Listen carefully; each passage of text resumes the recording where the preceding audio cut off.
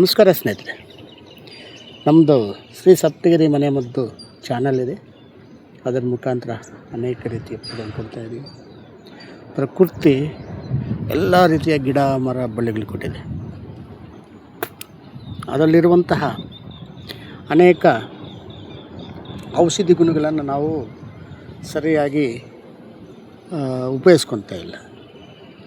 ನಾವೇನು ಮಾಡ್ತಾಯಿದ್ದೀವಿ, ಏನೋ ಬಂತು ಓಡೋಗ್ತೀವಿ ಆಸ್ಪತ್ರೆಗೆ, ಏನೋ ಎಲ್ಲೋಗುತ್ತೋ ಏನು ಮಾಡ್ತೀವಿ ಏನಾಗುತ್ತೋ ಅಂತ. ಆದರೆ ಪ್ರಕೃತಿ ಹಂಗಿಲ್ಲ, ಪ್ರತಿಯೊಂದಕ್ಕೂ ಒಂದು ಔಷಧಿ ಗುಣವನ್ನು ಕೊಟ್ಟಿದ್ದಾರೆ.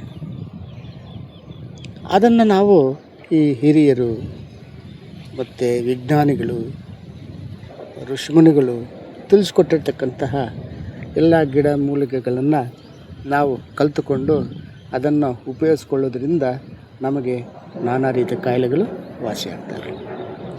ಅದನ್ನು ಬಿಟ್ಟು ನಾವೇನು ಮಾಡ್ತೀವಿ, ಆಸ್ಪತ್ರೆ ಪಾಲಾಗ್ತಾಯಿದ್ದೀವಿ. ಸ್ನೇಹಿತರೆ, ಇದು ಸಹದೇವ ಗಿಡ ಅಂತ ನೋಡಿ, ನೋಡಲಿಕ್ಕೆ ಎಷ್ಟು ಚೆಂದ ಇದೆ. ಆ ಹೂವು, ಆ ಒಂದು ಸೊಪ್ಪು, ಕಾಂಡ ಎಲ್ಲನೂ.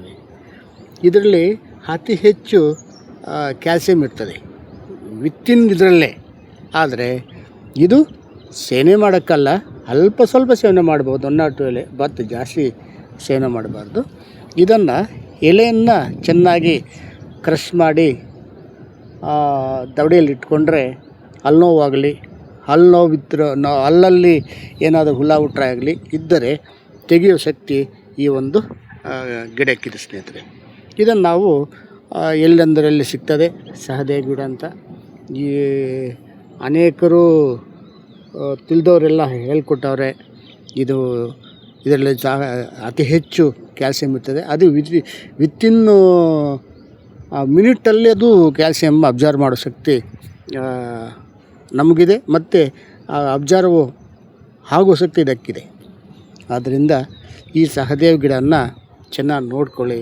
ಎಲ್ಲಂದ್ರೆ ಇರ್ತದೆ, ಒಂದು 3-4 ಎಲೆನ ಕ್ಲೀನ್ ಮಾಡಿ ಚೆನ್ನಾಗಿ ಕ್ರಷ್ ಮಾಡಿ ಅಥವಾ ಬಾಯಲ್ಲಿ ಅಗೆದು ಸ್ವಲ್ಪ ತಿಟ್ಕೊಂಡ್ರೆ ಹಲ್ಲುಗಳು ಗಟ್ಟಿ ಆಗ್ತವೆ ಮತ್ತು ಯಾವುದೇ ಕಾರಣಕ್ಕೆ ಉಳ್ಕಲ್ಲು ಬರಲ್ಲ.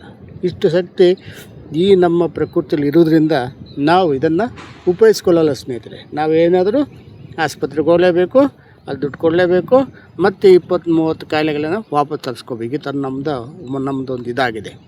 ದಯವಿಟ್ಟು ಇದನ್ನು ನೋಡಿ, ಲೈಕ್ ಮಾಡಿ, ಶೇರ್ ಮಾಡಿ, ಸಬ್ಸ್ಕ್ರೈಬ್ ಮಾಡಿ.